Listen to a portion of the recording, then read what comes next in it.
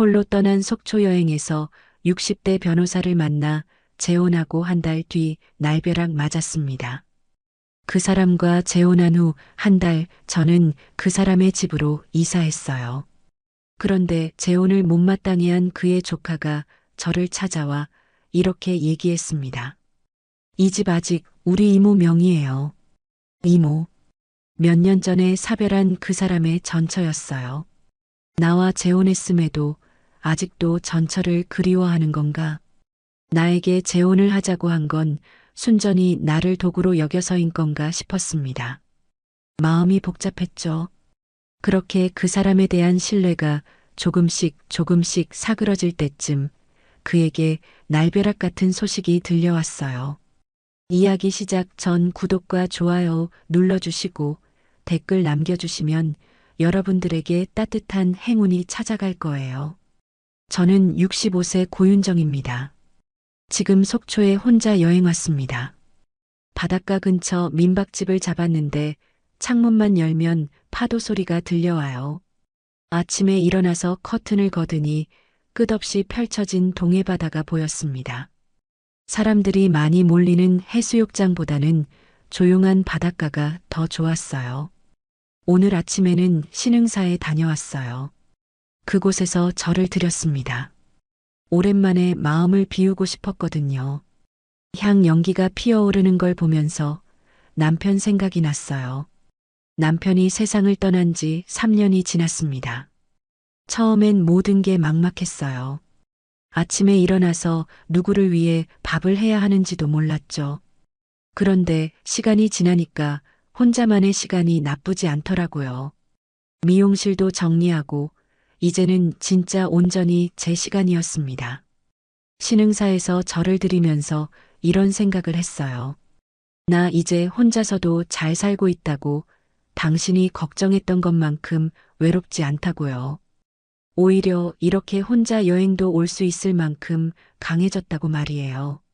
그런데 절에서 내려오는 길에 문득 깨달았습니다. 나는 언제부터 이렇게 집안에서만 살았을까? 결혼하고 40년 동안 남편을 위해서, 아이들을 위해서, 손님들을 위해서만 살았던 것 같았어요. 그래서 처음으로 결심했죠. 나를 위한 여행을 떠나자고요. 속초를 선택한 이유는 단순했습니다. 바다가 보고 싶었어요. 넓고 시원한 바다 앞에 혼자 서보고 싶었죠. 민박집도 일부러 조용한 곳으로 골랐습니다. 혼자서 천천히 걸을 수 있는 곳이면 충분했어요. 그런데 민박집에 도착해서 짐을 풀다가 이상한 일이 벌어졌습니다. 제 가방에 남자분 옷이 들어있더라고요. 검은색 정장 셔츠였는데 정말 깔끔하게 다려져 있었어요. 저는 당황했죠. 어떻게 이런 일이 생겼나 싶어서요. 민박 사장님께 말씀드렸더니 어쩐지 같은 시간대에 온 다른 손님분과 가방이 바뀌었나 보다고 하시더라고요. 그분도 짐을 찾으러 오실 거라고 하셨습니다. 저는 그냥 기다렸어요. 별일 아니겠거니 하면서요. 1시간쯤 지났을까요? 민박집 마당으로 한 남자분이 걸어오시는 게 보였습니다. 키가 크고 어깨가 듬직했어요. 머리는 반백이었지만 단정하게 빗어 넘기셨죠. 무엇보다 걸음걸이가 참 안정적이었습니다. 급하지도 않고 느리지도 않은 딱 적당한 속도로요. 그분이 현관에 서서 사장님과 이야기하는 모습을 보니까 목소리도 낮고 차분했어요. 짐이 바뀐 일로 화를 내거나 그러지도 않으시더라고요. 그냥 담담하게 상황을 정리하시는 모습이 인상적이었습니다. 사장님이 저를 부르셨어요. 가방을 바꿔드려야 한다고요. 저는 조심스럽게 그분께 다가갔습니다. 가까이서 보니 얼굴도 단정했어요. 안경을 쓰고 계셨는데 눈빛이 참 온화했죠. 죄송합니다. 제가 실수로 가방을 잘못 가져간 것 같네요. 그분이 먼저 말을 걸어주셨습니다. 정말 미안해하시는 표정이었어요. 저는 괜찮다고, 저도 모르고 가져왔다고 말씀드렸죠. 서로 가방을 바꿔주면서 잠깐 눈이 마주쳤는데 왜인지 어색하지가 않았어요. 그분은 백성기라고 자기소개를 하셨습니다. 저도 고윤정이라고 말씀드렸고요. 간단한 인사였지만 뭔가 묘한 느낌이 들었어요. 이상하게 낯설지가 않았거든요. 마치 어디서 본 적 있는 사람 같은 친근함이 있었습니다. 그 사람 이상하게 낯설지가 않았어요. 그런데 바다를 함께 걷던 그날 처음으로 그 사람의 얼굴이 무너지는 걸 봤죠. 다음 날 아침 속초 중앙시장에 갔습니다. 혼자서도 시장 구경하는 재미가 쏠쏠했어요. 오징어 순대도 사고 물오징어도 구경하면서 천천히 돌아다녔죠. 그런데 젓갈 가게 앞에서 익숙한 뒷모습이 보였어요. 저 사람 어제 민박집에서 본 분 아닌가. 백성기 씨였습니다. 혼자서 명태 젓갈을 보고 계시더라고요. 가게 아저씨가 맛을 보라고 하시는데 정중하게 사양하시는 모습이 참 점잖았어요. 저도 모르게 다가가서 말을 걸었습니다. 어머, 어제 그분이시네요. 백성기 씨가 돌아보더니 빙그레 웃으셨어요. 정말 반가워하시는 표정이었죠. 고윤정 씨. 여기서 뵙네요. 시장 구경 나오셨구나. 이상했어요. 처음 만난 사람인데 마치 오래전부터 알던 사람처럼 자연스럽게 대화가 이어졌습니다. 백성기 씨도 혼자 여행이라고 하시더라고요. 아내를 먼저 보내고 혼자 지낸 지 2년 됐다고 하셨어요. 혼자 여행도 오시는군요. 네, 그냥 답답해서요. 집에만 있으니까 생각만 많아지더라고요. 그렇게 시장에서 이런저런 이야기를 나누다가 자연스럽게 바닷가로 향했습니다. 따로 약속한 것도 아닌데 발걸음이 같은 방향으로 향하더라고요. 아마 둘 다 바다가 보고 싶었나 봐요. 해변에는 사람이 많지 않았어요. 파도 소리만 들리는 조용한 오후였죠. 저희는 모래사장 위를 천천히 걸었습니다. 백성기 씨의 걸음 속도가 제 걸음과 딱 맞았어요. 빠르지도 느리지도 않은 참 편안한 속도였습니다. 혼자 있는 게 편하시죠? 제가 먼저 물어봤어요. 그런데 백성기 씨가 잠깐 멈춰 서시더라고요. 바다를 바라보면서 한참 생각하시는 것 같았습니다. 그때 처음으로 그분의 표정이 무너지는 걸 봤어요. 편한 게 아니라 익숙해서 그랬던 것 같아요. 목소리가 조금 떨리는 것 같았어요. 바람 때문인지 아니면 마음 때문인지 모르겠지만요. 혼자라는 건 편해서가 아니라 익숙해서 그랬던 것 같아요. 아내가 없어진 다음부터는 모든 게 혼자니까요. 밥도 혼자 먹고 텔레비전도 혼자 보고 처음엔 적적했는데 이제는 그냥 그런가 보다 하고 살았어요. 저는 그 말을 듣는 순간 가슴이 뭉클했습니다. 나도 그랬나? 편해서가 아니라 익숙해서였나? 혼자 있는 게 좋다고 생각했는데 사실은 그냥 익숙해진 거였나 싶었어요. 저도 비슷해요. 남편이 떠나고 나서 처음엔 모든 게 서툴렀거든요. 그런데 이제는 혼자가 당연하다고 생각하면서 살았어요. 백성기 씨가 저를 바라보셨어요. 눈빛이 참 따뜻했습니다. 서로 비슷한 마음이라는 걸 아는 것 같았어요. 그런데 오늘 이렇게 같이 걷다 보니까 누군가와 함께 있는 게 나쁘지 않네요. 파도가 발끝까지 밀려왔다가 다시 빠져나갔어요. 저는 그 순간 이상한 기분이 들었습니다. 마음 한구석이 따뜻해지는 느낌이었죠. 언제부터 이런 감정을 잊고 살았을까 싶었어요. 맞아요. 저도 오랜만에 마음이 편안해지는 것 같아요. 그렇게 둘이서 한참을 더 걸었습니다. 대화가 끊어져도 어색하지 않았어요. 그냥 같은 속도로 걷는 것만으로도 충분했죠. 백성기 씨는 가끔 조개 껍데기를 주워서 바다에 던지시기도 했고, 저는 그런 모습을 보면서 미소를 지었습니다. 해가 서쪽으로 기울어갈 때쯤 저희는 민박집으로 돌아왔어요. 헤어지면서 백성기 씨가 말씀하셨어요. 내일도 시간 되시면 또 바다 구경 가실래요? 저는 망설임 없이 좋다고 대답했습니다. 그 순간 마음속에 뭔가 새로운 감정이 싹트기 시작한다는 걸 느꼈어요. 오랫동안 잠들어 있던 마음 한구석이 살며시 깨어나는 것 같았습니다. 한 끼같이 먹었고 3번 만났을 뿐인데 그 사람은 내게 결혼하자고 했어요. 무서웠어요. 그런데 그보다 더 무서운 건 그 말이 싫지 않았다는 거였어요. 속초에서 돌아온 지 일주일이 지났습니다. 백성기 씨와 연락처를 주고받았는데 문자 한 통이 왔더라고요. 서울에서 차라도 한잔 하실래요? 정말 정중한 말투였어요. 저는 흔쾌히 좋다고 답했습니다. 첫 만남은 종로 근처 조용한 카페였어요. 백성기 씨는 정말 시간에 정확하신 분이더라고요. 약속 시간 5분 전에 이미 와서 기다리고 계셨죠. 저를 보자마자 일어나서 인사해 주시는 모습이 참 예의 바른 신사 같았어요. 속초 여행은 어떠셨나요? 덕분에 좋은 추억 만들었어요. 백성기 씨는요? 저도요. 오랜만에 마음이 편안했습니다. 그렇게 속초 이야기부터 시작해서 이런저런 대화를 나눴어요. 백성기 씨는 변호사로 오랫동안 일하셨다고 하더라고요. 지금은 은퇴하고 조용히 지내신다고 하셨습니다. 저도 미용실 운영하다가 정리했다고 말씀드렸죠. 그 다음 주에도 만났어요. 이번엔 덕수궁 돌담길을 걸었습니다. 가을이라 단풍이 참 예뻤어요.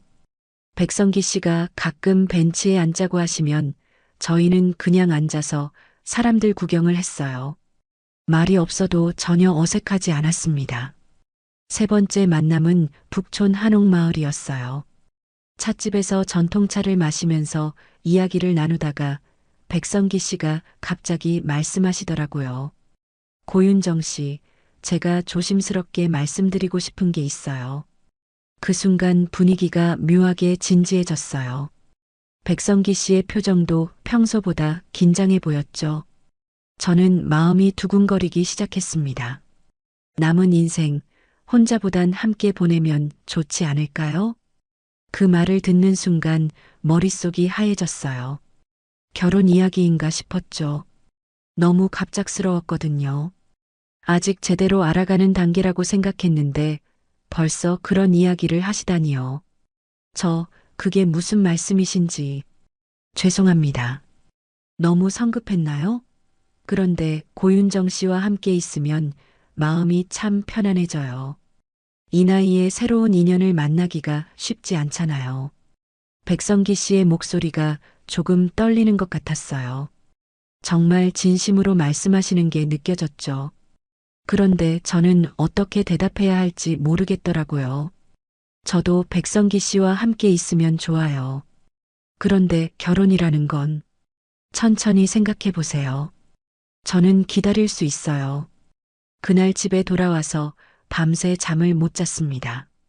결혼이라는 말이 계속 머릿속을 맴돌았어요. 이 나이에 다시 결혼을 한다는 게 현실적으로 가능한 일일까? 주변에서 뭐라고 할까? 아이들은 어떻게 생각할까?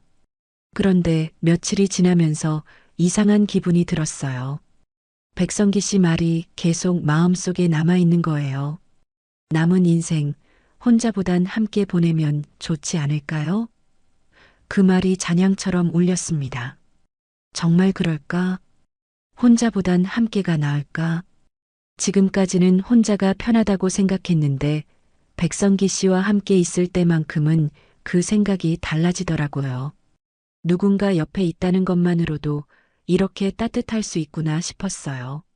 일주일 후 저는 백성기 씨에게 전화를 드렸습니다. 다시 만나서 이야기해요. 그렇게 다시 만난 자리에서 저는 말했어요. 저도 혼자보단 함께가 좋을 것 같아요. 그런데 너무 서두르지는 말아요. 백성기 씨가 정말 기뻐하시더라고요. 그런데 신중하게 말씀하셨어요. 큰 결혼식은 부담스러우시죠? 저희끼리 조용히 하면 어떨까요? 그렇게 해서 2달 후 저희는 구청에서 혼인신고를 했습니다. 가족들에게도 미리 알리지 않고 정말 조용히요. 증인도 구청 직원분이 서주셨죠. 그 순간 새로운 인생이 시작되는 기분이었어요. 설레기도 하고 떨리기도 했습니다. 낯선 여자가 현관문을 열고 들어와서 이렇게 말했어요. 여기 아직 우리 이모 명의예요. 그 순간 난 이 결혼이 잘못됐다는 걸 직감했어요. 재혼한 지 딱 한 달이 지났습니다. 백성기 씨 집으로 이사한 지도 한 달이었죠. 서초구에 있는 깔끔한 아파트였어요. 넓지는 않았지만 둘이 살기엔 충분했습니다. 백성기 씨가 혼자 살던 집이라 여자의 손길이 필요한 곳들이 많았어요. 그날도 평범한 오후였습니다. 백성기 씨는 동네 도서관에 가셨고 저는 집에서 청소를 하고 있었어요. 현관 신발장도 정리하고 거실 소파도 새로 배치해보고 있었죠. 이제 정말 우리 집 같은 느낌이 들기 시작했거든요. 그런데 갑자기 현관문이 열리는 소리가 났어요. 백성기 씨가 일찍 오신 줄 알고 벌써 오셨어요? 라고 말하려던 참이었죠. 그런데 현관으로 나가보니 전혀 모르는 여자분이 서 계시더라고요. 30대 중반 정도로 보이는 여성이었어요.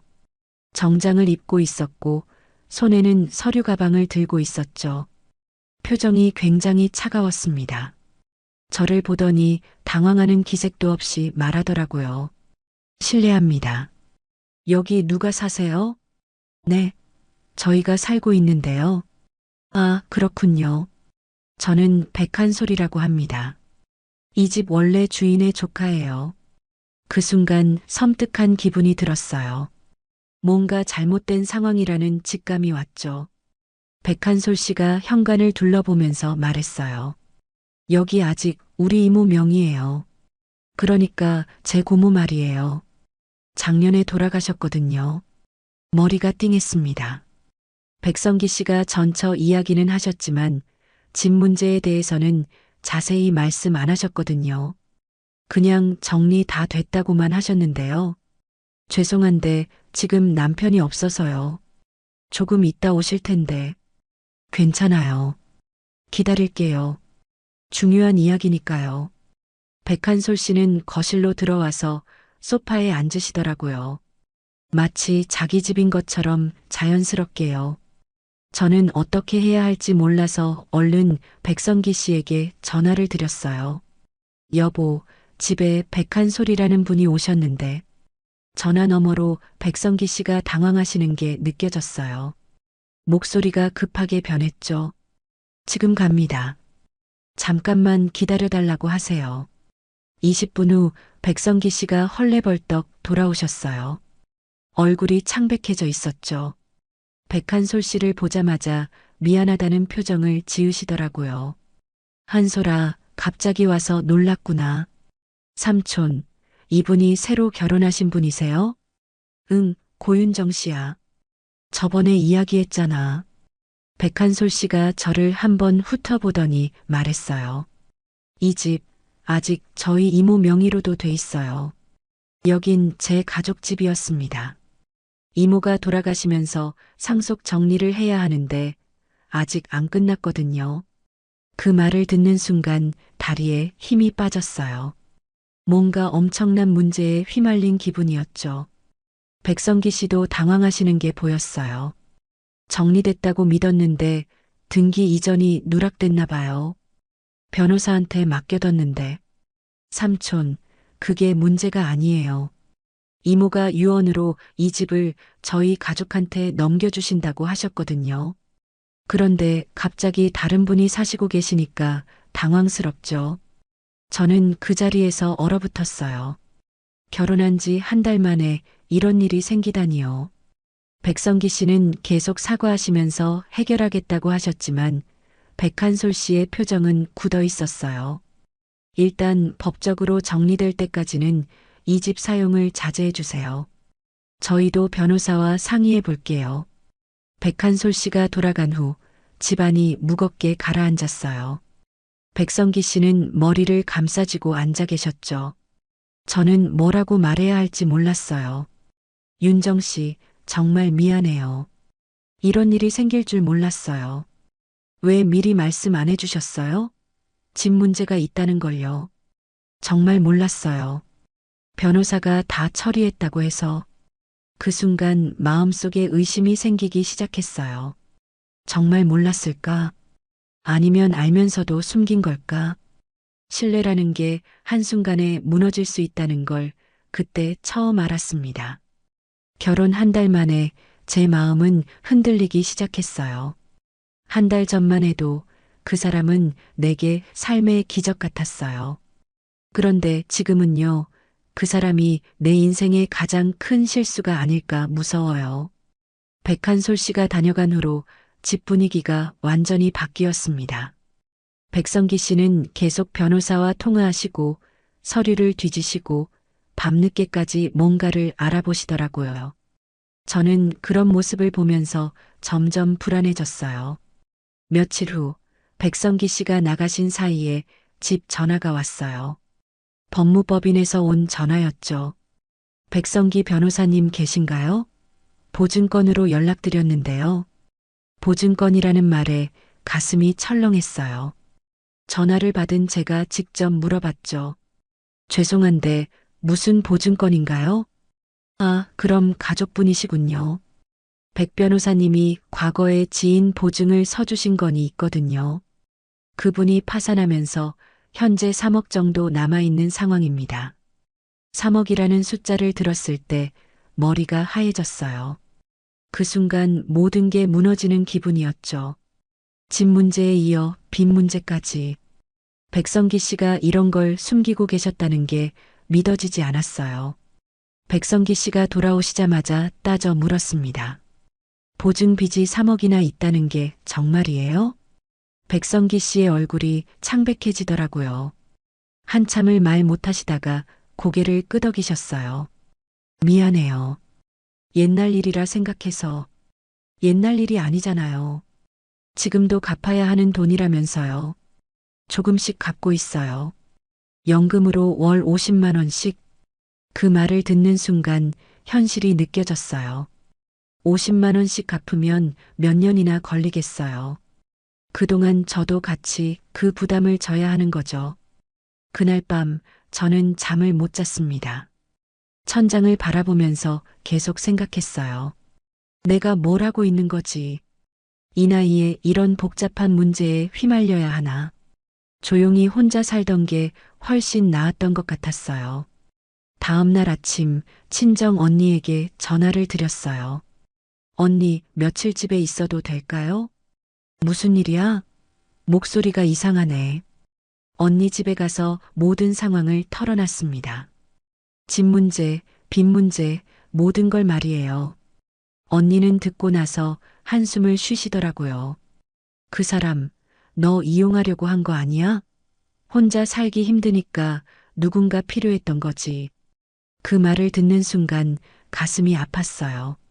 설마 그럴까 싶었지만 상황을 보면 그럴 수도 있겠다는 생각이 들었죠. 친구들도 만났어요. 미용실 시절부터 알고 지낸 친구들이었는데 모두들 한 목소리로 말했어요. 지금이라도 도망쳐. 더 늦기 전에. 윤정아, 내가 왜 그런 짐까지 져야 해?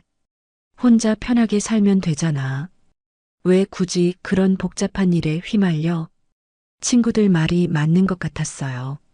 저는 평생 성실하게 살아왔는데 이 나이에 와서 이런 스트레스를 받을 이유가 없잖아요.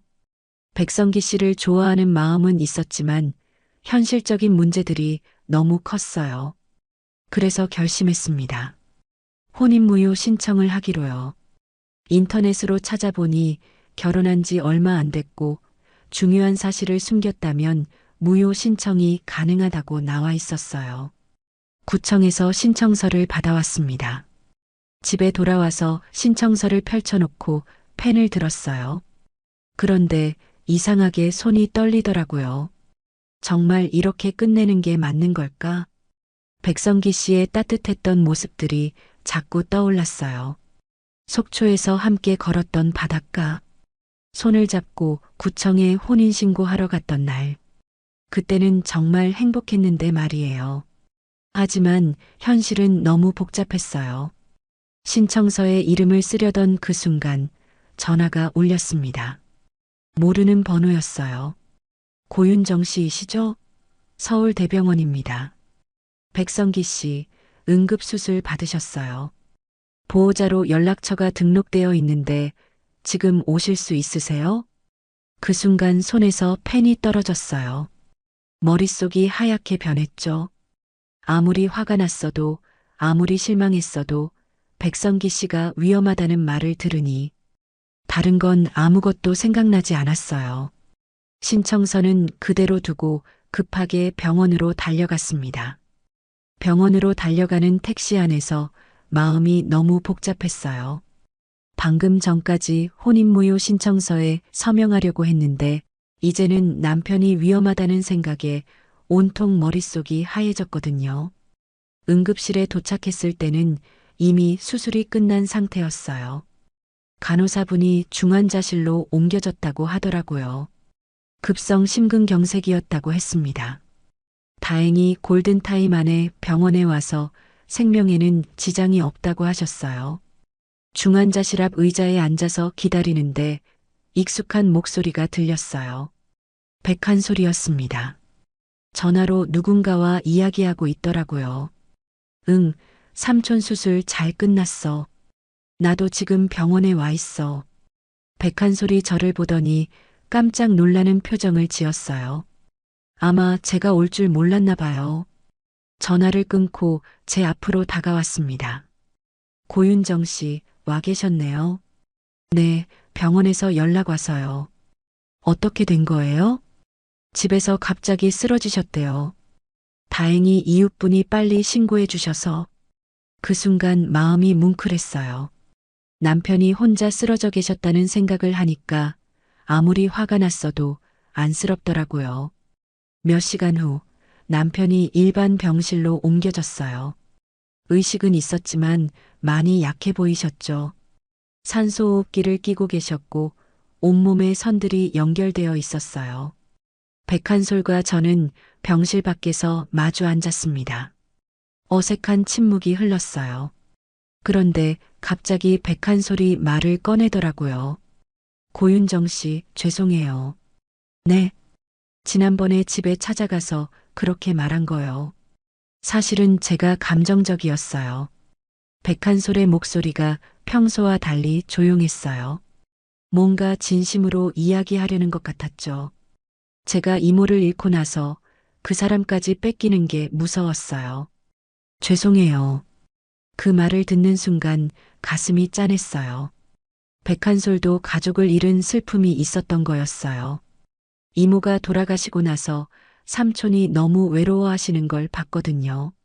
그런데 갑자기 결혼하신다고 하시니까 이모를 배신하는 것 같아서 화가 났어요. 그런데 삼촌이 쓰러지시고 나니까 혼자 계시면 안 되겠더라고요. 백한솔이 눈시울을 붉히면서 말했어요. 집 문제는 제가 정리할게요. 삼촌이 편하게 사실 수 있도록요. 그런데 고윤정 씨, 삼촌 곁에 있어 주세요. 삼촌은 혼자이면 안 될 것 같아요.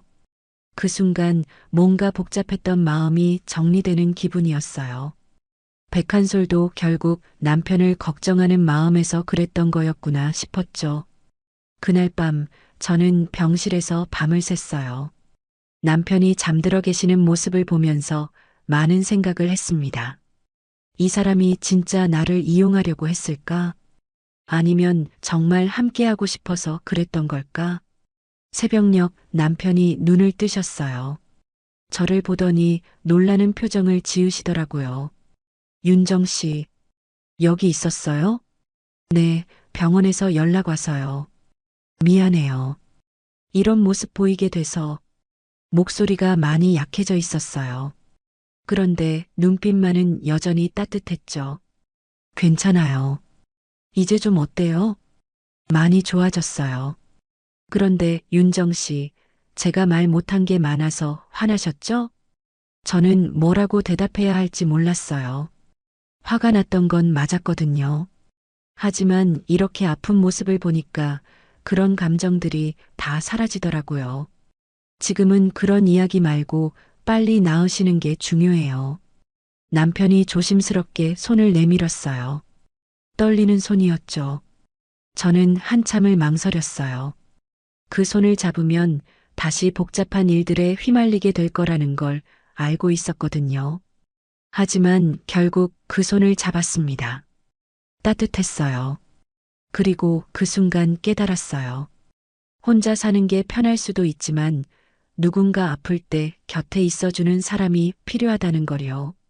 남편도 그런 사람이 필요했고 어쩌면 저도 그런 사람이 필요했던 것 같아요. 윤정 씨, 고마워요. 정말 고마워요. 남편이 작은 목소리로 말씀하셨어요.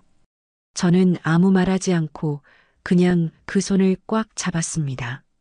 창밖으로 아침 햇살이 들어오고 있었어요. 남편이 퇴원한 지 일주일이 지났습니다. 집으로 돌아왔지만 예전과는 분위기가 달랐어요. 서로 조심스럽게 눈치를 보고 있었죠. 병원에서는 손을 잡았지만 집에 오니까 현실적인 문제들이 다시 떠올랐거든요. 남편은 여전히 몸이 약했어요. 약도 꾸준히 먹어야 했고 무리하면 안 되는 상태였죠. 저는 그런 남편을 돌보면서도 마음 한편으로는 계속 고민했어요. 이대로 살아도 괜찮을까?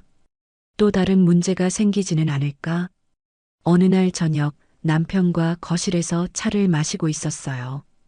평소보다 조용한 시간이었죠. 남편이 먼저 말을 꺼냈어요. 윤정 씨, 저 때문에 힘들죠? 무슨 말이에요? 집 문제, 빚 문제. 결혼할 때 말 못한 것들 때문에 고민이 많을 거예요. 저는 차를 천천히 내려놓고 남편을 바라봤어요. 정말 미안해하는 표정이었죠. 솔직히 말할게요. 처음엔 정말 당황스러웠어요. 왜 미리 말 안 해줬나 싶기도 했고요. 죄송해요. 정말 몰랐어요. 하지만 병원에서 생각을 많이 해봤어요. 우리가 어떻게 살아야 할지 말이에요. 남편이 조심스럽게 저를 바라봤어요. 제가 무슨 말을 할지 궁금해하는 것 같았죠. 제안이 있어요. 우리만의 방식으로 살아보면 어떨까요? 우리만의 방식이요? 저는 미리 생각해둔 이야기를 꺼냈어요. 이미 며칠 동안 고민했던 내용이었거든요. 첫째, 집 명의는 분리해요. 백한솔이 정리해준다고 했으니까 그 문제는 깔끔하게 정리하고요. 남편이 고개를 끄덕였어요. 둘째, 재산도 각자 관리해요. 당신 빚은 당신이 처리하고 제 돈은 제가 관리할게요. 서로 부담 주지 말자는 뜻이에요. 그게 맞는 것 같아요. 윤정 씨까지 힘들게 할 순 없죠. 셋째, 생활 동반자 계약서를 작성해봐요. 법적인 부부보다는 서로를 존중하고 배려하는 관계로 지내는 거예요. 남편이 잠깐 멈춰 생각했어요. 아마 예상하지 못한 제안이라 놀랐나 봐요. 계약서라는 게 차가워 보일 수도 있지만 오히려 서로에게 확실한 거 아닐까요? 의무보다는 선택으로 함께 있는 거니까요. 그렇게 생각해 보니 그렇네요. 아플 때는 서로 돌봐주고 외로울 때는 함께 있어주고. 하지만 각자의 삶도 존중하는 거예요. 무엇보다 서로에게 부담 주지 않는 관계로요. 남편이 한참을 생각하더니 말했어요. 윤정 씨, 정말 현명하네요. 제가 생각지 못한 부분들이에요. 어때요? 이런 방식으로 살아보실래요? 남편이 저를 바라보면서 미소를 지었어요. 오랜만에 보는 편안한 미소였죠. 이렇게라도 함께 할 수 있다면 나는 고맙습니다. 그 말을 듣는 순간 마음이 따뜻해졌어요. 진심으로 말하는 게 느껴졌거든요. 다음 날부터 저희는 실제로 계약서를 작성하기 시작했어요. 인터넷에서 찾아보고 법무사에게도 문의해서 제대로 된 서류를 만들었죠. 생활비는 반반씩 부담하고 각자의 개인 시간도 보장하고 중요한 결정은 함께 상의하기로 했어요. 가장 중요한 건 서로를 구속하지 않는다는 거였어요. 언제든 떠나고 싶으면 떠날 수 있고, 함께 있고 싶으면 함께 있는 거죠. 의무가 아닌 선택으로 말이에요. 계약서에 서명하면서 남편이 말했어요. 이상하게 마음이 편해지네요. 오히려 더 자유로운 기분이에요. 저도 그래요. 부담 없이 함께 할 수 있을 것 같아요. 그렇게 저희는 더는 전통적인 부부가 아니라 인생 동반자가 되었어요. 아침에는 함께 커피를 마시고, 저녁에는 산책을 하고, 주말에는 각자 하고 싶은 일을 했죠. 때로는 함께, 때로는 따로. 한 달 후, 백한솔이 집 문제를 깔끔하게 정리해줬어요. 새로운 곳으로 이사도 했고요. 작지만 깨끗한 원룸이었는데 둘이 살기에 딱 좋았어요. 우리 잘했죠? 네, 정말 잘한 것 같아요. 새 집에서 첫날 밤, 저희는 각자의 침대에 누워서 이야기했어요. 마치 기숙사 룸메이트 같은 기분이었죠. 편안하고 자유로웠어요. 이런 관계도 나쁘지 않다는 생각이 들었습니다. 1년이 지났습니다. 다시 속초에 왔어요. 이번에는 남편과 함께였죠. 같은 민박집, 같은 바닷가, 그리고 같은 벤치. 모든 게 1년 전과 똑같았어요. 하지만 저희의 마음은 많이 달라져 있었습니다. 지난 1년 동안 정말 많은 일이 있었어요. 집 문제도 해결됐고 빚도 조금씩 줄어들고 있었죠. 무엇보다 저희만의 방식으로 살아가는 게 생각보다 좋았어요. 서로에게 부담 주지 않으면서도 함께 있는 따뜻함을 느낄 수 있었거든요. 1년 전에 여기서 처음 만났네요. 남편이 바다를 바라보며 말했어요. 그때의 어색했던 분위기와는 달리 이제는 정말 편안한 사이가 되어 있었죠. 그러게요. 그때는 가방이 바뀌는 해프닝이 있었잖아요. 그 일이 없었다면 우리 만나지 못했을 수도 있었겠네요. 우연이라는 게 참 신기해요.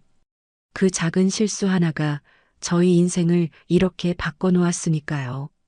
만약 그날 가방이 바뀌지 않았다면 저는 지금도 혼자 살고 있었을 거예요. 해변을 걸으면서 남편이 물었어요. 후회 안 해요? 이렇게 복잡한 사람과 살게 된 거요. 무슨 소리예요? 후회할 게 뭐 있어요? 집 문제, 빚 문제. 처음에 얼마나 힘들었는데요.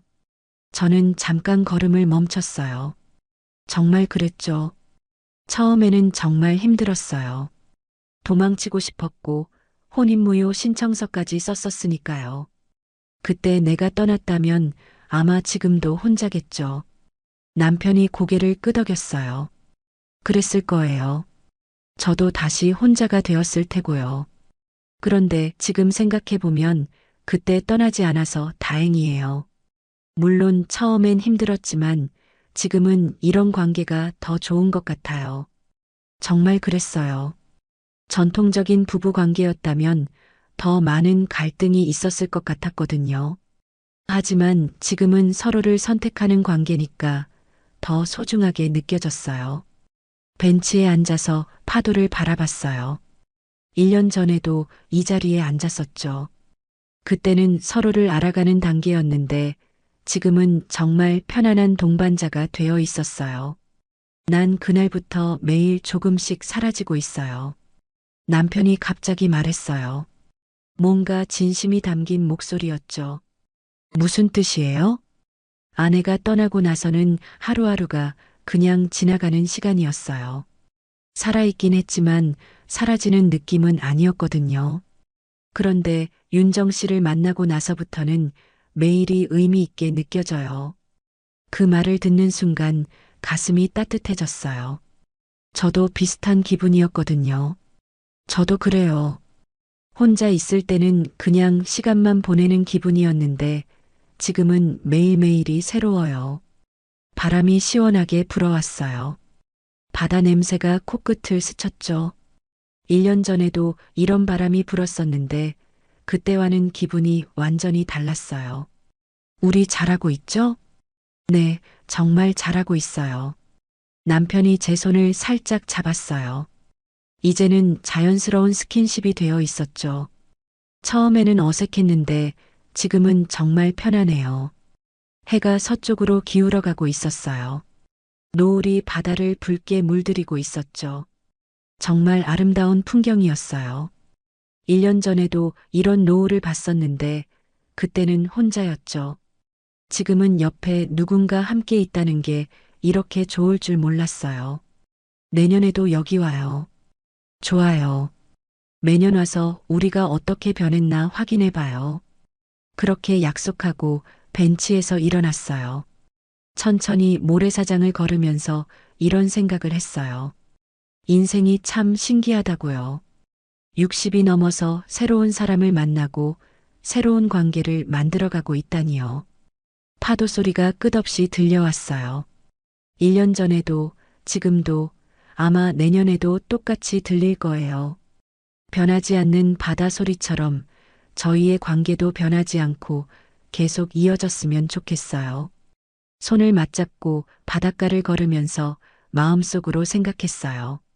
사랑은 한 번으로 끝나지 않는다고요. 때로는 두 번째 인연이 처음보다 더 깊이 당신을 안아준다고요. 저희가 바로 그런 케이스인 것 같았어요. 첫 번째 결혼에서 느끼지 못했던 자유로움과 편안함을 지금 느끼고 있었거든요. 70대 재벌 회장과 재혼한 56세 여성. 이 남자가 이런 사람일 줄은 전혀 생각하지 못했습니다. 결혼을 하고 나서 2층엔 올라가지 말라는 남편. 하지만 그 사람이 그렇게 말하니 속으로는 너무나 궁금했어요. 어떤 비밀의 공간이 있는 걸까? 라는 의문이 들었죠. 마침 남편이 자리를 비웠을 때 저는 2층에 올라갔습니다. 그런데 세상에, 이게 다 뭔지, 그 사람이 이랬던 사람이었던 건가? 나는 속은 건가? 라는 생각이 절로 들더라고요. 그리고 때마침 그 사람은 어느새 제 뒤로 다가와 저를 일갈했습니다. 그 사람에겐 어떤 반전이 숨어 있던 걸까요? 이야기 시작 전 구독과 좋아요 눌러주시고 댓글 남겨주시면 여러분들에게 따뜻한 행운이 찾아갈 거예요. 안녕하세요. 저는 정미라입니다. 제가 강도윤 회장을 처음 만난 건 작년 가을이었습니다. 그때 저는 56세였고 이미 남편을 떠나보낸 지 3년이 흘러 있었죠. 대학에서 경영학 강의를 하며 겉보기엔 안정된 삶을 살고 있었지만 사실 내 마음 한구석은 늘 허전했어요. 그날도 평소처럼 강의를 마치고 집으로 돌아가려던 참이었습니다. 그런데 학과 조교가 급하게 달려와서는 교수님, 방금 전화 받았는데요. 오늘 저녁 자선 강연 행사에서 강연하기로 한 분이 갑자기 몸이 안 좋아서 못 온다고 하네요. 주최 측에서 급하게 대타를 찾고 있다는데 혹시 교수님께서 대신 해주실 수 있을까요? 라고 부탁하더라고요. 피곤했지만 거절할 수도 없었습니다. 행사장은 시내 한복판 고급 호텔이었어요. 정장을 차려입고 갔는데 생각보다 규모가 컸습니다. 기업인들과 사회 유명 인사들이 많이 와 있더라고요. 저는 현대 경영에서 인간의 가치라는 주제로 30분 정도 강연을 했습니다. 강연이 끝나고 리셉션 시간이었는데 한 신사가 조용히 다가왔어요. 키가 크고 품이 있는 모습이었는데 나이는 저보다 훨씬 많아 보였습니다. 안녕하세요, 정 교수님. 오늘 강연 정말 감명 깊게 들었습니다. 강도윤이라고 합니다. 그제서야 알았어요. 이 사람이 바로 그 유명한 대성그룹 회장이었다는 걸 말입니다. 언론에서 자주 봤던 얼굴이었는데 실제로 보니 사진보다 훨씬 인상적이었어요. 70세라고 하는데 정말 그 나이에 맞지 않게 정정했습니다. 회장님, 이런 곳에서 뵙게 되네요. 제가 인사를 하자 강도윤 회장은 온화한 미소를 지었어요. 교수님의 강연을 들으면서 많은 생각이 들었습니다. 특히 인간의 존엄성에 대한 부분이 인상적이었어요. 혹시 시간 되시면 차 한잔하며 더 이야기 나눠볼 수 있을까요? 평소 같았으면 정중히 거절했을 텐데 그날은 왠지 모르게 마음이 달랐습니다. 아마 오랜만에 누군가 제 이야기에 진심으로 관심을 보여줘서였을 거예요. 남편이 세상을 떠난 후로는 일 외에는 진지한 대화를 나눌 상대가 거의 없었거든요. 호텔 라운지에서 차를 마시며 이야기를 나눴는데 정말 놀라웠습니다. 강도윤 회장은 제가 생각했던 전형적인 재벌과는 달랐어요. 문학의 조예가 깊었고 경영 철학에 대해서도 깊이 있게 이야기했습니다. 기업도 결국 사람이 만드는 거잖아요. 사람을 이해하지 못하면 진짜 경영은 할 수 없다고 생각합니다. 그의 말에 깊이 공감이 갔어요. 제가 대기업에서 임원으로 일할 때 늘 생각했던 것들이었거든요. 시간이 어떻게 흘러갔는지 모를 정도였습니다. 어느새 밤 10시가 넘어 있었어요. 시간이 이렇게 늦었네요. 집에 가셔야죠. 강도윤 회장이 시계를 보며 말했습니다. 하지만 그의 눈에는 아쉬움이 역력했어요. 저도 마찬가지였습니다. 정말 오랜만에 마음 편히 대화할 수 있는 상대를 만난 것 같았거든요. 헤어지며 그가 명함을 건네면서 말했어요. 교수님, 정말 유익한 시간이었습니다. 다음에 또 이런 기회가 있으면 좋겠네요. 그때만 해도 이것이 시작에 불과하다는 걸 몰랐습니다. 그날 밤 집에 돌아와서도 계속 그의 말들이 머릿속에 맴돌았어요.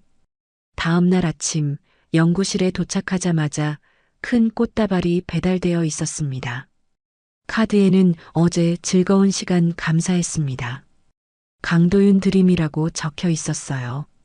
동료 교수들이 궁금해하며 물어봤지만 저는 그냥 웃으며 넘겼습니다.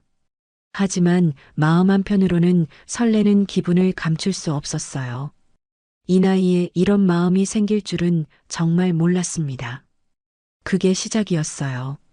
강도윤 회장의 구애는 정말 특별했습니다. 며칠 후에는 제가 좋아한다고 말했던 도스토예프스키의 초판본이 연구실로 배달됐어요. 정말 귀한 책이었죠. 카드에는 교수님의 깊은 사색이 담긴 강의를 들으며 이 책이 생각났습니다라고 쓰여 있었습니다. 일주일에 한 번씩 만나기 시작했어요. 시내 최고급 레스토랑에서 저녁을 먹거나 미술관에서 전시회를 보거나 그런데 그 모든 것들이 전혀 부담스럽지 않았습니다. 오히려 남편이 세상을 떠난 후 잃어버렸던 여성으로서의 감정들이 서서히 되살아나는 기분이었어요. 한 달쯤 지났을 때 강도윤 회장이 파리 여행을 제안했습니다. 루브르 박물관 특별 전시회를 보러 가자고 하더라고요. 해외여행을 함께 가자니 고민됐지만 그의 진심 어린 눈빛을 보니 거절하기 어려웠어요. 파리에서의 3박 4일은 정말 꿈 같았습니다. 그런데 마지막 날 밤 호텔 로비에서 강도윤 회장이 무릎을 꿇었어요. 작은 반지 상자를 꺼내면서 말했습니다. 정미라 교수님, 당신의 지성과 강단이 정말 존경스럽습니다. 저 같은 늙은 남자지만 제 곁에 있어 주시겠습니까? 남은 인생을 함께 걸어가고 싶습니다. 로비에 있던 사람들이 박수를 쳤어요. 저는 너무 놀라서 한동안 말을 못했습니다. 56살에 다시 찾아온 프로포즈라니 정말 믿을 수 없었거든요. 한국에 돌아와서 주변에 결혼 소식을 알렸을 때 반응은 엇갈렸습니다. 대학 동료들은 걱정했고 친구들도 성급하다고 말렸어요. 특히 제 아들은 강하게 반대했습니다. 엄마, 회장이라는 사람을 얼마나 안다고 결혼을 해요? 게다가 나이 차이가 너무 나잖아요. 하지만 저는 이미 마음을 정했어요. 남편이 세상을 떠난 후 3년 동안 정말 외로웠거든요. 강의실에서는 당당하지만 집에 혼자 돌아가면 텅 빈 마음을 채울 수가 없었습니다. 강도윤 회장과 함께 있으면 그런 공허함이 사라지는 것 같았어요. 결혼식은 정말 성대했습니다. 시내 최고급 호텔 대연회장에서 500명이 넘는 하객이 참석했어요. 언론사들도 몰려왔고요. 다음날 신문에는 70대 재벌 회장의 늦은 로맨스라는 제목으로 크게 보도됐습니다. 저는 흰색 드레스를 입고 강도윤 회장 옆에 서 있으면서 정말 행복했어요. 이렇게 많은 사람들 앞에서 축복받는 결혼을 할 줄은 꿈에도 몰랐거든요. 신혼여행은 스위스로 갔습니다. 알프스 산맥을 보며 강도윤 회장이 말했어요. 미라야, 우리 정말 행복하게 살자. 내가 당신을 평생 지켜줄게. 그때만 해도 정말 그럴 거라고 믿었습니다. 제 인생의 새로운 장이 활짝 열리는 것 같았어요. 하지만 결혼 생활이 시작되면서 조금씩 이상한 일들이 벌어지기 시작했습니다. 신혼여행에서 돌아온 후 저는 강도윤 회장의 저택으로 이사했습니다. 정말 어마어마한 집이었어요. 3층짜리 대저택에 넓은 정원까지 마치 궁전 같았습니다. 처음엔 이런 곳에서 살게 된다는 게 실감이 안 났어요. 전담 가정부까지 있었거든요. 첫날 강도윤 회장이 집안을 구석구석 안내해 줬습니다. 여기가 우리 침실이고 이쪽이 당신 서재예요. 마음껏 사용하세요. 정말 배려심이 깊다고 생각했어요. 그런데 2층에 올라가면서 이상한 말을 하더라고요. 미라야, 한 가지 부탁이 있어. 저녁 8시 이후에는 2층 서재에 들어가지 말아줄래? 내가 중요한 업무를 처리하는 시간이거든.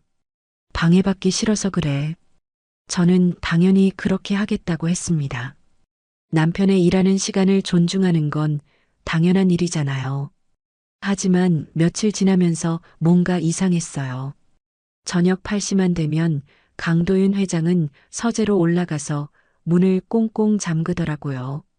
그리고 새벽 2시, 3시까지 내려오지 않았습니다. 대체 무슨 일을 그렇게 오래 하는 건지 궁금했어요. 가끔 서재에서 전화하는 소리가 들리긴 했는데 목소리가 너무 작아서 무슨 말을 하는지 알 수 없었습니다. 더 이상한 건 집안에 항상 잠겨 있는 방들이 있다는 거였어요. 1층 끝쪽에 있는 방 2개, 그리고 3층 다락방. 강도윤 회장한테 물어봤더니 거기는 창고야. 오래된 물건들만 있어서 볼 게 없어라고 대충 넘겼습니다. 가장 이상한 건 강도윤 회장의 태도였어요. 결혼 전까지는 그렇게 다정하고 배려심 많던 사람이었는데 집에서는 뭔가 달랐습니다. 아침에 일어나면 이미 신문을 보고 있고 저녁에는 서재로 올라가 버리고 대화할 시간이 거의 없었어요. 여보, 오늘 대학에서 이런 일이 있었는데요. 제가 하루 있었던 일을 이야기하려고 하면 응, 그랬구나라고 대충 대답하고는 다른 일에 정신이 팔려 있었습니다. 결혼 전에는 제 이야기에 그렇게 진지하게 귀 기울여 주던 사람이었는데 말이에요.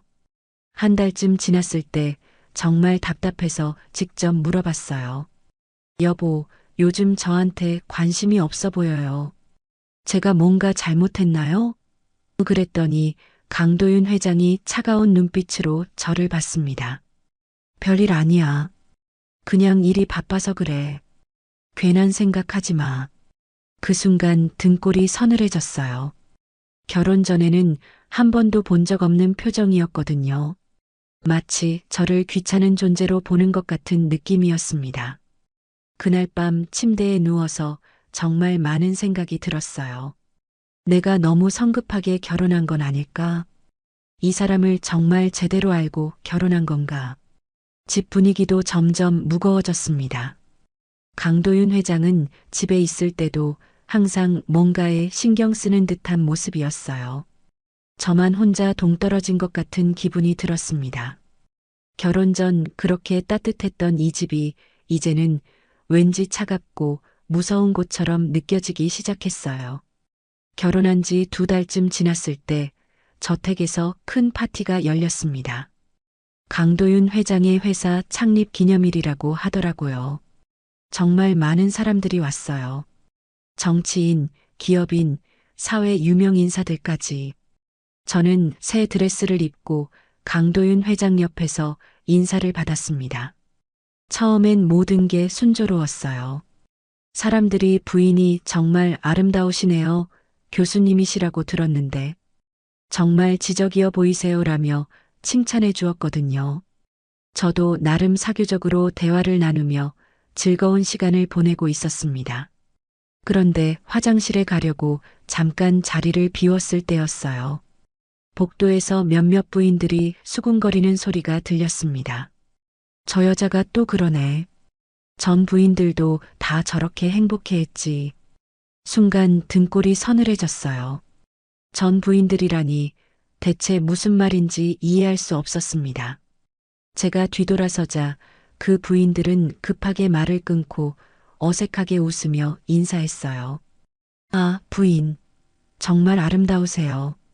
하지만 그들의 눈빛에는 뭔가 동정하는 듯한 기색이 있었습니다. 마치 불쌍한 사람을 보는 것 같은 시선이었어요. 파티가 끝나고 나서도 그 말들이 계속 머릿속에 맴돌았습니다. 강도윤 회장한테 직접 물어볼까 했지만 요즘 그의 차가운 모습을 보면 선뜻 입이 떨어지지 않았어요. 그날 밤 침대에 누워서도 잠이 오지 않았습니다. 며칠 후 강도윤 회장이 출장을 간 사이 저는 결심했어요. 더 이상 궁금증을 참을 수 없었거든요.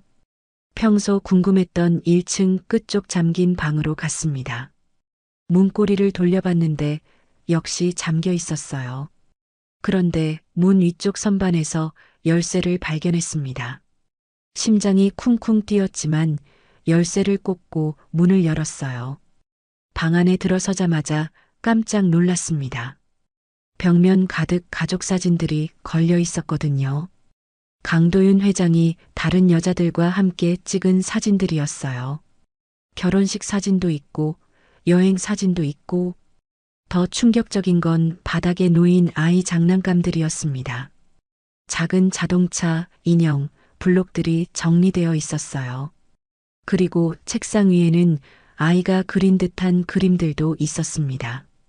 아빠 사랑해라고 삐뚤삐뚤하게 쓰인 글씨도 보였고요. 손이 덜덜 떨렸어요. 이게 다 뭔지 이해할 수 없었습니다.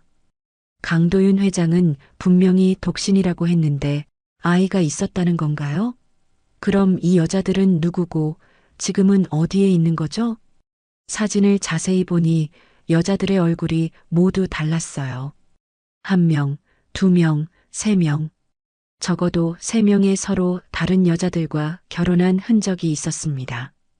그런데 지금은 아무도 없고 저만 있다는 게 너무 이상했어요. 그때 현관문 열리는 소리가 들렸습니다. 강도윤 회장이 일찍 돌아온 거였어요. 급하게 사진들을 제자리에 놓고 방을 나와 문을 잠갔습니다. 열쇠도 원래 자리에 올려두고 거실로 뛰어갔어요. 미라야, 나왔어. 강도윤 회장의 목소리가 들렸습니다. 저는 최대한 자연스럽게 여보, 일찍 오셨네요 라고 대답했지만 목소리가 떨리는 걸 숨길 수 없었어요. 강도윤 회장이 제 얼굴을 유심히 봤습니다. 왜 그래? 얼굴이 하얗네. 아, 아무것도 아니에요. 그냥 좀 피곤해서요. 하지만 그의 눈빛이 달라졌어요. 마치 뭔가 눈치챈 것 같은 느낌이었습니다. 그날 저녁 식사 때 강도윤 회장이 갑자기 말했어요. 미라야, 쓸데없는 의심은 하지 마. 넌 그냥 나만 믿으면 돼. 차가운 눈빛으로 저를 똑바로 보면서 말하는 모습이 정말 무서웠습니다. 마치 제가 뭘 했는지 다 알고 있는 것 같았어요. 그날 이후로 저는 강도윤 회장을 볼 때마다 심장이 두근거렸어요. 그런데 무서운 게 아니라 불안한 마음이었습니다. 도대체 그 방에서 본 것들이 무엇을 의미하는 건지 계속 궁금했거든요. 하지만 직접 물어볼 용기는 나지 않았어요. 며칠 후 청소를 하다가 우연히 2층 서재에 들어갔습니다. 평소에는 강도윤 회장이 저녁에만 사용하는 곳이라 낮에는 비어 있었거든요. 책장을 정리하던 중 책 사이에 끼워진 작은 액자를 발견했어요. 7살쯤 되어 보이는 아이가 웃고 있는 사진이었습니다. 아이의 얼굴을 보는 순간 가슴이 철렁했어요. 눈매가 강도윤 회장과 너무 닮았거든요. 분명히 그의 아이가 맞는 것 같았습니다. 그런데 왜 이런 사진을 숨겨놓은 걸까요? 만약 정말 고아원 후원 아이라면 당당히 얘기할 수 있는 일 아닌가요? 그때 강도윤 회장이 갑자기 서재로 들어왔어요. 뭐 하고 있어? 저는 깜짝 놀라서 액자를 떨어뜨렸습니다. 바닥에 떨어진 액자를 보고 강도윤 회장의 얼굴이 순간 굳어졌어요. 여보, 이 아이는 누구예요? 제가 조심스럽게 물어보자 강도윤 회장은 잠시 머뭇거렸습니다. 아, 그건 예전에 후원했던 고아원 아이야. 참 착한 아이였는데. 그런데 그의 목소리에는 확신이 없었어요. 뭔가 거짓말을 하는 것 같은 느낌이었습니다. 그럼 지금은 어디에 있나요? 제가 다시 묻자 강도윤 회장은 짜증스러운 표정을 지었어요. 그런 건 중요하지 않아. 옛날 일이고 별로 기억하고 싶지 않은 일이야. 괜히 신경 쓰지 마. 그리고는 액자를 서랍 깊숙이 넣어버렸습니다. 그날 저녁부터 집 안 분위기가 더욱 이상해졌어요. 강도윤 회장은 저를 피하는 것 같았고 대화도 거의 하지 않았습니다. 마치 저를 경계하는 것 같은 느낌이었어요. 며칠 후 정원에서 빨래를 널고 있는데 옆집 할머니가 담장 너머로 말을 걸어왔습니다. 사모님 조심하세요. 네. 뭐요? 그분이 오시면 자리를 피하는 게 좋을 거예요. 전에도 그런 일이 있었거든요. 할머니의 말에 소름이 돋았어요. 어떤 분 말씀이세요? 젊은 여자분이요. 가끔 아이 데리고 오는 분 있잖아요. 그분 오면 집안이 시끄러워져요. 저는 더 자세히 물어보려 했지만 할머니는 그냥 조심하라는 얘기예요 라고만 하고 들어가 버렸습니다. 그날 밤 잠이 오지 않아 거실에서 차를 마시고 있는데 강도윤 회장이 전화를 받는 소리가 들렸어요. 내일 오지 마라. 지금은 곤란해. 왜 자꾸 그러는 거야? 조금만 참아. 누군가와 다투는 것 같았는데 목소리가 평소와 달리 급하고 초조했습니다. 다음 날 아침 강도윤 회장은 일찍 회사에 갔어요. 저는 혼자 남아서 계속 생각했습니다. 파티에서 들었던 전 부인들이라는 말, 잠긴 방의 가족 사진들, 아이 장난감들, 그리고 서재의 아이 사진. 이 모든 게 연결되는 것 같았어요. 옆집 할머니가 말한 젊은 여자와 아이는 대체 누구일까요? 혹시 강도윤 회장에게 숨겨진 가족이 있는 건 아닐까요? 그렇다면 저와의 결혼은 대체 뭘까요? 더 이상 가만히 있을 수 없었어요. 이대로 모른 척하고 살 수는 없었습니다. 진실이 뭔지 반드시 알아내야겠다고 결심했어요. 설령 그 진실이 저에게 상처가 될지라도 이 불안한 상태로는 더 이상 살 수 없었거든요. 그날부터 저는 강도윤 회장의 행동을 주의 깊게 관찰하기 시작했습니다. 누구와 전화하는지, 언제 어디에 가는지, 왜 저녁마다 서재에 틀어박혀 있는지, 이제는 정말 답을 찾을 때가 왔다고 생각했어요. 그날은 토요일 오후였어요. 강도윤 회장은 골프를 치러 나갔고, 저는 혼자 거실에서 책을 읽고 있었습니다. 평온한 주말 오후였죠. 그런데 갑자기 현관문을 두드리는 소리가 요란하게 들렸어요. 문을 열어보니 30대 중반으로 보이는 여자가 7살 정도의 아이와 함께 서 있었습니다. 여자는 명품 옷을 입고 있었지만 얼굴에는 화가 가득했어요.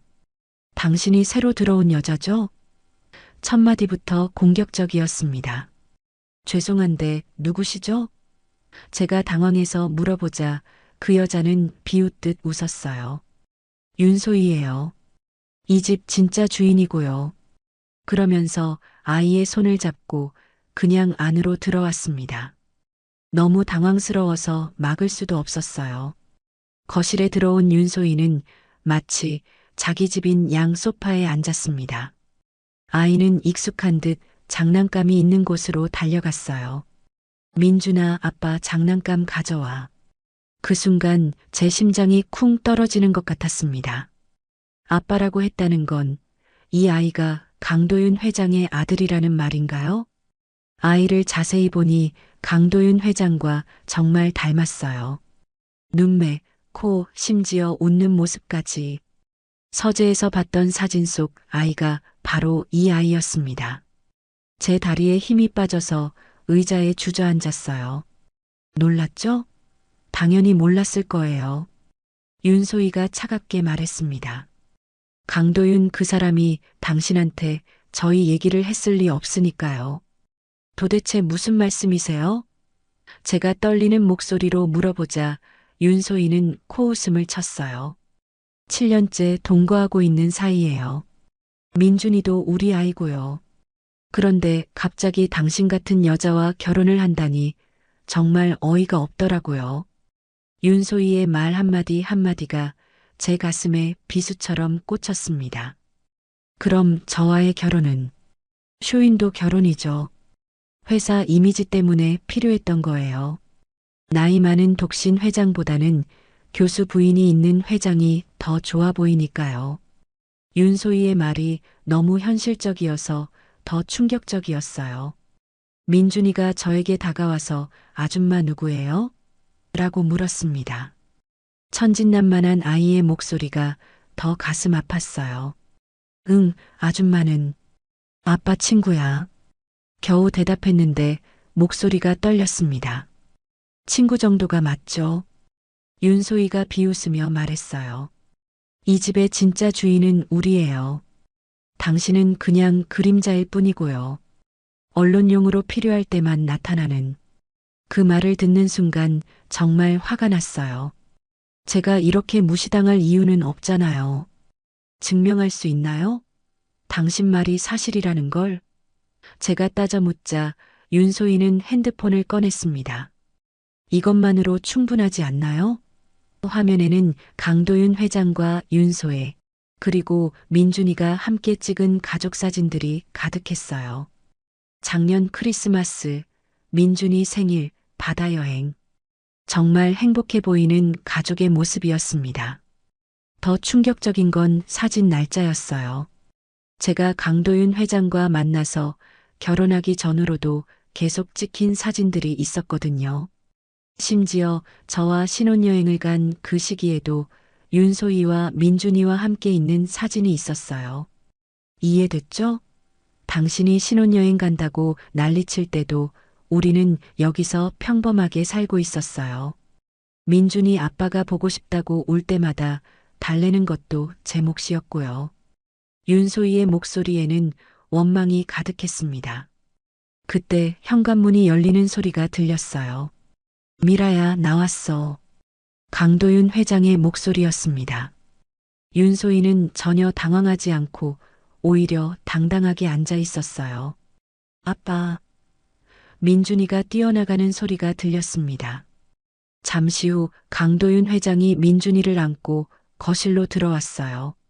제가 그런 아빠의 모습을 보는 건 처음이었습니다. 정말 자상하고 다정한 아버지의 얼굴이었어요. 저를 볼 때와는 완전히 다른 표정이었습니다. 강도윤 회장이 저를 보고는 잠시 당황하는 기색을 보였지만 곧 차가운 표정으로 돌아왔어요. 소희야, 오늘은 왜 왔어? 당신의 새 부인에게 인사하러 왔죠. 앞으로 잘 지내자고. 윤소희의 말에 냉소가 담겨 있었습니다. 윤소희가 떠나고 나서 저는 며칠 동안 멍하니 있었어요. 강도윤 회장은 아무 일 없다는 듯 평소처럼 행동했지만 저는 도저히 그럴 수 없었습니다. 제 인생이 송두리째 흔들리는 기분이었거든요. 더 이상 가만히 있을 수 없어서 직접 조사하기로 했어요. 먼저 인터넷에서 강도윤 회장에 대한 기사들을 찾아봤습니다. 그런데 놀라운 걸 발견했어요.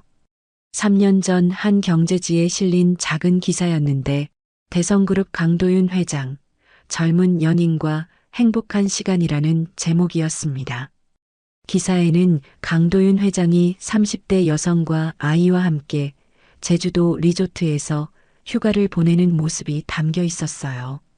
사진은 멀리서 찍은 것이라 얼굴이 명확하지 않았지만 체형과 옷차림을 보니 분명 윤소희와 민준이었습니다. 더 찾아보니 이런 기사들이 여러 개 있었어요. 하지만 모두 가십성 기사였고 주요 언론에서는 다루지 않았습니다. 아마 강도윤 회장이 언론사에 압력을 넣었을 거예요. 그런데 작년부터는 이런 기사들이 아예 사라졌더라고요. 저와 만나기 시작한 시점과 딱 맞아떨어졌습니다. 대학 도서관에 가서 더 자세히 조사했어요. 경제 전문지들을 뒤져보니 강도윤 회장 회사의 주가 변동에 대한 분석 기사를 찾을 수 있었습니다.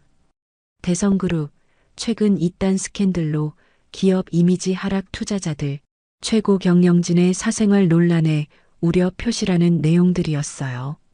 기사를 읽어보니 강도윤 회장의 혼외관계 소문이 회사 주가에도 영향을 미쳤다고 나와 있었습니다.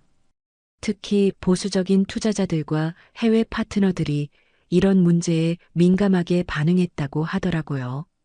그제서야 모든 퍼즐이 맞춰졌어요. 강도윤 회장이 저에게 접근한 이유가 사랑이 아니라 이미지 관리였던 거죠. 대학 교수라는 제 직업, 품위 있는 이미지, 그리고 과부라는 처지까지 모든 것이 그의 계산된 선택이었습니다. 며칠 후 용기를 내서 윤소희에게 연락했어요. 진실을 더 알고 싶었거든요.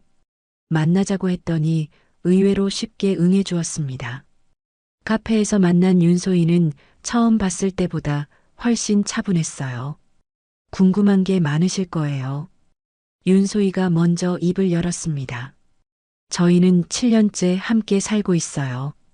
민준이가 태어날 때부터 강도윤은 좋은 아빠였고요. 그런데 회사 문제 때문에 갑자기 결혼을 하겠다고 하더라고요. 그럼 처음부터 저를 속인 거네요. 제가 쓰라리게 말하자 윤소희가 고개를 끄덕였어요. 저도 반대했어요. 하지만 강도윤은 회사를 살리기 위해서는 어쩔 수 없다고 했어요.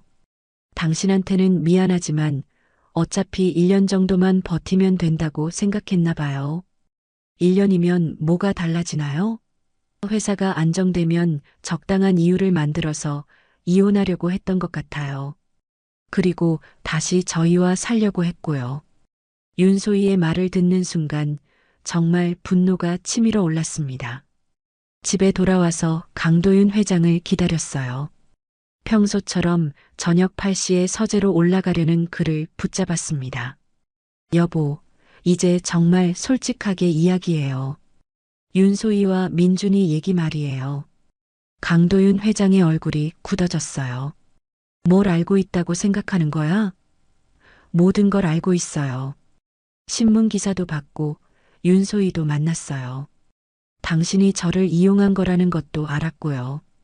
그러자 강도윤 회장이 차가운 미소를 지었습니다. 그래, 맞아. 처음부터 계산된 결혼이었어.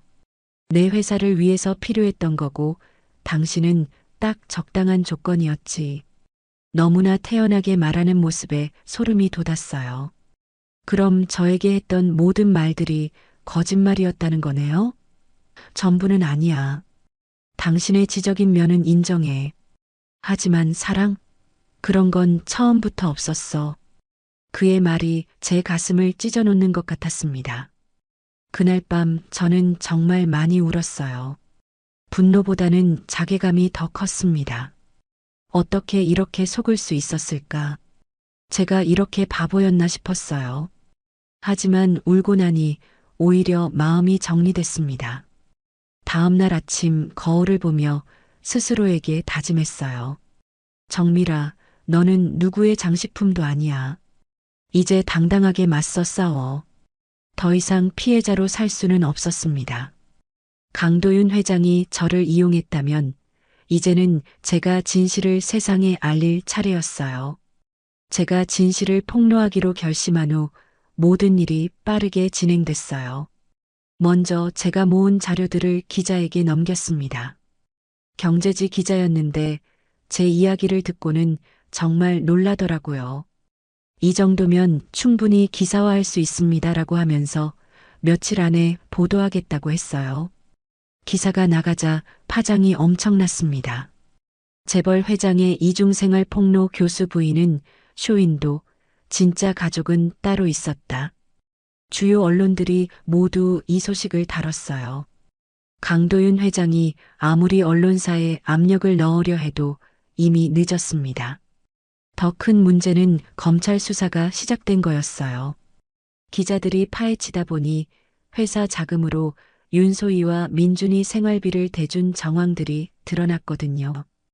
횡령 혐의까지 받게 된 겁니다. 강도윤 회장은 회사에서도 이사회의 압력으로 사임하게 됐어요. 제가 저택을 나온 건 기사가 나간 지 일주일 후였습니다. 강도윤 회장이 당신이 원하는 게 이거였어? 라고 차갑게 물었을 때 저는 당당하게 대답했어요. 제가 원한 건 진실이었어요. 더 이상 거짓 속에서 살고 싶지 않았거든요.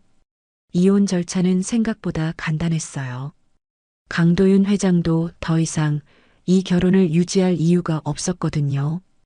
위자료는 받지 않았습니다. 그 돈이 어디서 나온 건지 뻔했으니까요. 대신 제가 가져온 살림만 챙겨서 나왔어요. 윤소희와는 한 번 더 만났습니다. 강도윤 회장의 몰락으로 그녀도 힘든 시기를 보내고 있었어요. 미안해요라고 말했지만 저는 화해하지 않았습니다. 서로 피해자였다고 생각해요. 하지만 용서는 별개의 문제죠. 우리는 각자 다른 길을 가기로 했어요. 저는 다시 대학 강단에 섰습니다. 동료들은 걱정스러운 눈으로 저를 봤지만 학생들은 오히려 더 관심을 보이더라고요. 교수님, 정말 용기 있으세요라고 말하는 학생들도 있었어요. 처음엔 부담스러웠지만 점차 마음이 편해졌습니다. 강의 내용도 바뀌었어요. 이전보다 더 진솔하게 인간의 본성과 조직 내 권력 관계에 대해 이야기했습니다. 제가 직접 겪은 일들이 오히려 더 깊이 있는 강의를 만들어 주었어요. 학생들의 반응도 훨씬 좋아졌고요. 예전 집도 다시 찾았습니다. 남편과 함께 살던 그 소박한 아파트였어요. 처음 들어갔을 때는 눈물이 났습니다. 남편의 흔적들이 그대로 남아 있었거든요. 하지만 이제는 슬프지 않았어요. 오히려 따뜻한 추억들이 되살아났습니다. 간단하게 살림을 꾸리고 평범한 일상을 시작했어요. 아침에는 집 근처 공원을 산책하고 저녁에는 책을 읽거나 음악을 듣는 소박한 생활이었습니다. 강도윤 회장과 함께 살 때보다 훨씬 마음이 편했어요. 몇 달이 지난 어느 날 저녁 초인종이 울렸습니다. 문을 열어보니 제 아들 현우가 서 있었어요. 결혼할 때 그렇게 반대하며 연락을 끊었던 아들이었습니다. 엄마. 한마디만 하고는 눈물을 글썽거리더라고요. 현우야, 어떡해. 엄마, 정말 미안해요. 그때 제가 너무 심하게 말했죠. 아들은 제 손을 잡으며 말했어요. 뉴스 보면서 정말 많이 걱정했어요. 엄마가 얼마나 힘들었을지. 저도 참았던 눈물이 터져 나왔습니다. 거실에 앉아서 그동안 있었던 일들을 차근차근 이야기했어요. 아들은 제 말을 끝까지 들어주었습니다. 엄마, 정말 대단해요. 그런 상황에서 용기 내기가 쉽지 않았을 텐데.